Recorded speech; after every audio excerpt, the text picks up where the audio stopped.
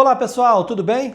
O posto Ipiranga está sem combustível e, obviamente, eu não estou falando da paralisação dos tanqueiros, embora pudesse estar tratando disso, mas da situação do ministro Paulo Guedes na economia. Ele perdeu vários de seus assessores ontem e mostra cada vez mais que é uma figura absolutamente isolada dentro do governo, né? Havia uma guerra entre as alas política e econômica do governo, como acontece em todos os governos, aconteceram também nos governos Fernando Henrique, no governo Lula, no governo Dilma, e normalmente quando a ala política ganha essas batalhas, a gente tem aí um descontrole fiscal com vistas às eleições. Normalmente isso não dá muito certo. No caso específico do governo, praticamente todos aqueles que defendiam ideias mais liberais deixaram seus cargos e aqueles que defendiam ali uma política fiscal mais rígida abandonaram o navio. Sobrou apenas o Paulo Guedes, que se converteu totalmente ao bolsonarismo. Aliás, isso é muito comum nos ministros que ficam fragilizados dentro do governo e que decidem permanecer no cargo a todo custo, né?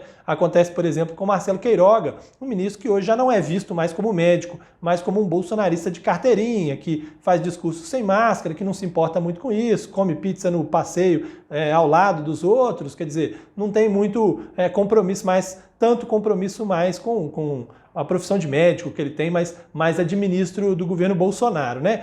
A gente viu acontecer isso um pouco com o Sérgio Moro, que acabou, num certo momento, desistindo e deixando o governo, mas o fato é que todo mundo que continua fragilizado, o Bolsonaro se aproveita disso para impor suas ideias a todo custo. Isso tem acontecido com o Paulo Guedes. Já não é de hoje que o Paulo Guedes tem uma série de derrotas dentro do governo, né? Ele perdeu um pedaço do seu ministério para a criação do Ministério do Emprego ali, controlado pelo Centrão. Ele também, né, aliás, pelo Onyx Lorenzoni, né, para dar um espaço maior para o Centrão dentro do governo. Ele também não conseguiu recriar a CPMF, que era uma coisa que ele queria, não conseguiu implementar a carteira verde e amarela, a reforma do imposto de renda foi totalmente desvirtuada e também ficou praticamente morta no Senado. A reforma administrativa, primeiro o governo barrou ela, o Bolsonaro barrou essa proposta e depois, quando colocou ela em discussão no Congresso, não faz nenhum esforço para sua aprovação.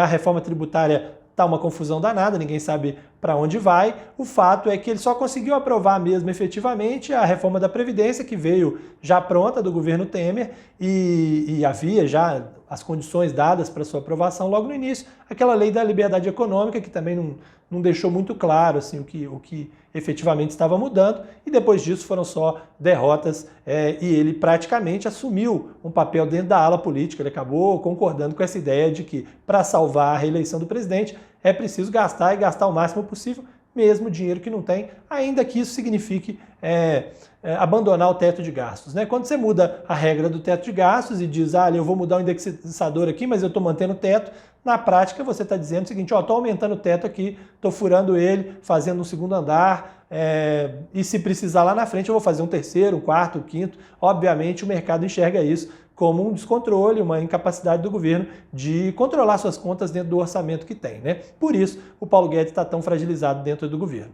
Um abraço para vocês e até mais.